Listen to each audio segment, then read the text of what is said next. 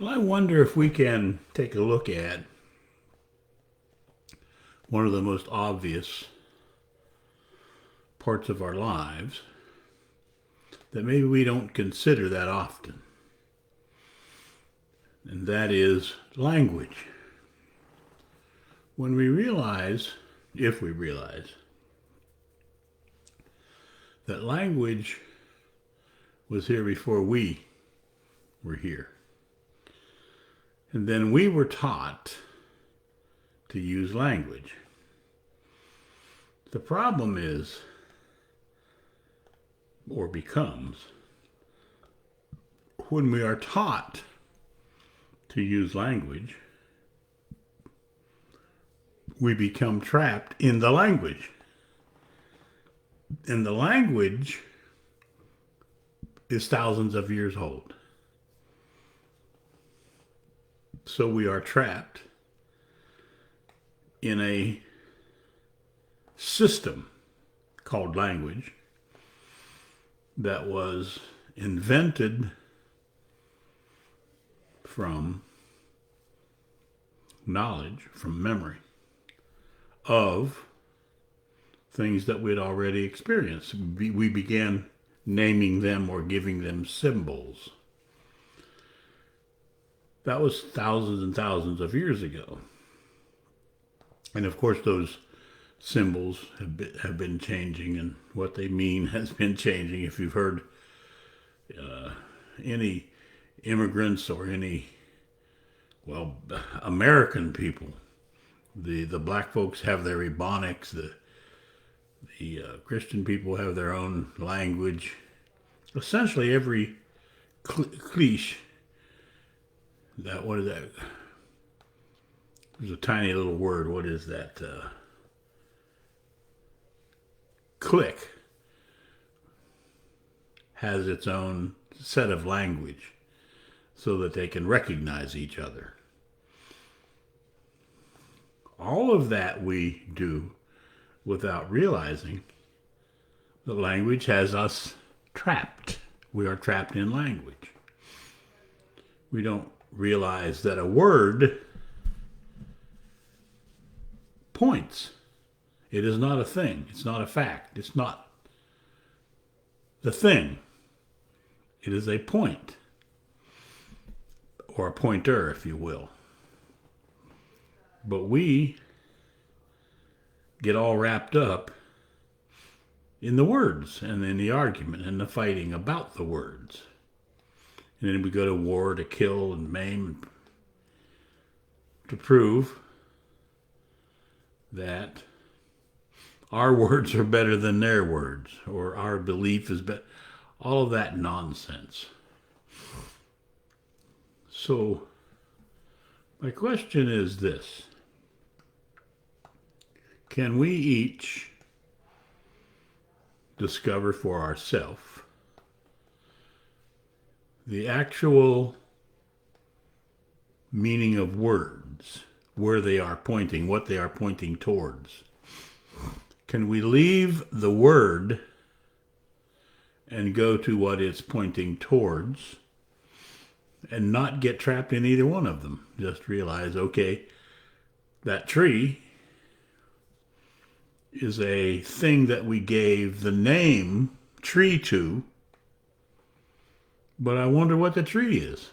You see, it's easy to claim the label put on that thing called tree. However, I don't know what a tree is, do you? I don't know the actual job or why that tree is there, if it's a tree. You see? So we have a problem. And the problem we have is a problem of communication. The reason we have the problem of communication is because we don't keep our shoulders back. I don't know why I lean forward like that. Kind of stupid, isn't it? So, can we each look and discover that we are trapped in a thousands of year old system invented by thought, held on to by belief, called words? If so, we can realize you're not a man.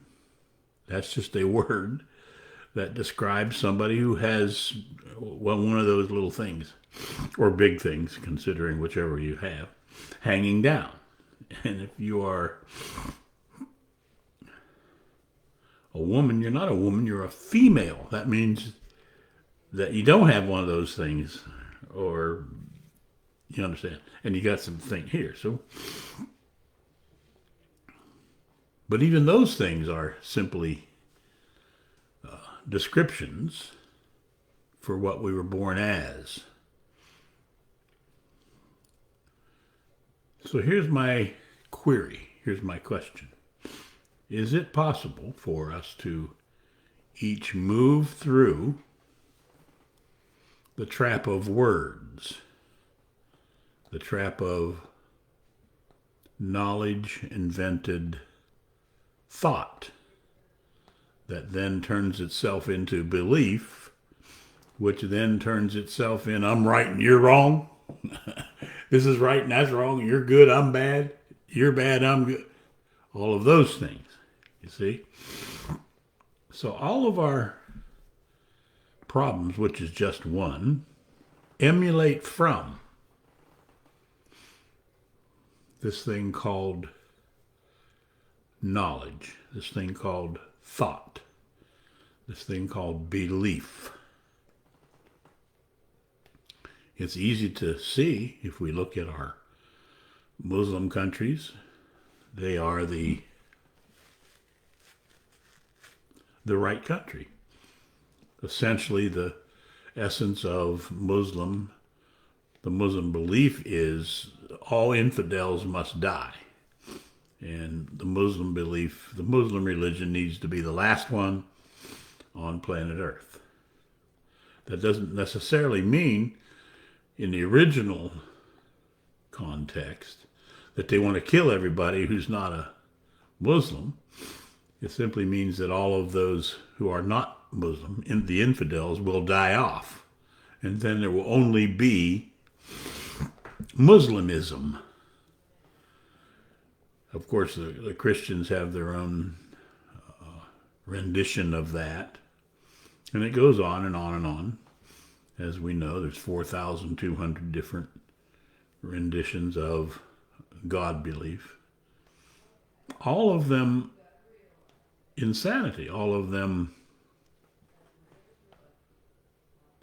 knowledge, thought, invented beliefs. Is it possible for us each to move beyond, step outside of knowledge, thought, and belief? I wonder. I've been seeing if that's possible for me to bring forth for 40 years. And so far, the answer is no. So far, it's just ignored. That's understandable, if you understand the word understandable. Understand is the highest form that belief can move to, that thought can attain, is understanding. If you can get ever to the place of understanding and then take a huge dive off of understanding, then you will have left all of knowledge, thought, and belief, and you'll be in the unknown. The unknown, of course, is where creation, intelligence, and truth is. So there's a huge invitation for you to take a quantum leap into the unknown. do what you would never do. Consider the possibility that you're insane. Because it's not just a possibility, it's a truth. A universal truth. One of the greatest universal truths, well, I'll say two of them here. The first one is belief blocks intelligence, because belief is of knowledge and thought. The other one is a even more hidden thing, and even in the Bible it appears. And it's equally important, not necessarily more or less. It says that the ends cannot ever justify the means. They both have to be pure. A lot of this stuff if you've been listening in my older ones before, there's some repetition in them. Because truly there's only so many universal truths, and they're really small. There's only a few of them. If you speak the truth in your life, you'll be free. If you lie, you'll live in a dream world. You'll be trapped. Just a universal truth. So they're really small. However, from small, our whole world is controlled. So maybe look at your small. Another actual universal truth is the smaller you can make yourself, meaning your ego, the greater vision of the world you will have, because your own self won't be in the way. You'll be looking at the world as it actually is. If you notice the world the way it actually is, you'll notice we're on the brink of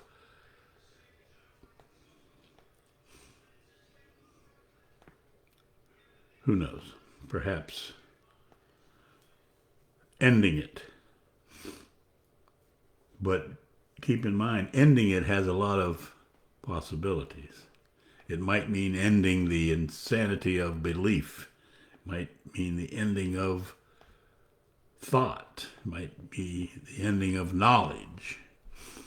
Not as in ending it, however, but as in escaping from it, so that it's no longer the place that you're trapped in. At any rate, I've been speaking long enough. There are those who say I need to keep these things short, otherwise people won't listen. So I keep them short, and people don't listen. A perfect life to each of you.